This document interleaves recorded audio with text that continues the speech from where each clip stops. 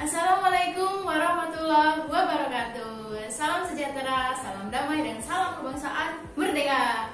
Oke, halo sahabat-sahabat rumah Tanah Liat Citra. Bertemu lagi dengan saya Kak P2T Kak Papa di channel YouTube Rumah Tanah Liat Citra Official. Rumah edukasi yang melestarikan seni dan budaya bangsa Indonesia. Oke teman-teman, hari ini kakak akan mengajak teman-teman untuk belajar lagi nih, bermain sambil belajar, yaitu dengan media Tanah Liat.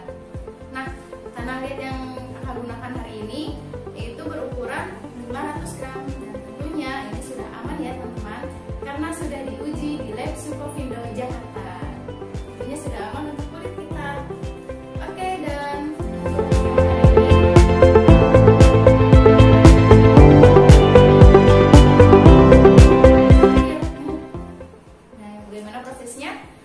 sebelumnya kakak mau kenalkan dulu nih alat-alatnya. Alat-alatnya cukup simpel ya teman-teman, yaitu ada alas, tusuk gigi, dan wadah yang berisi air.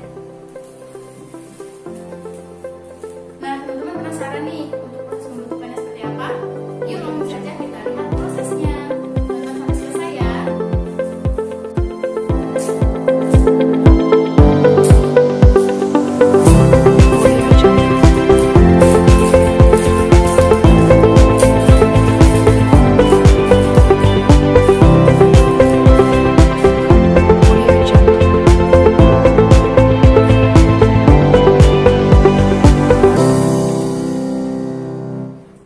Audio Jungle.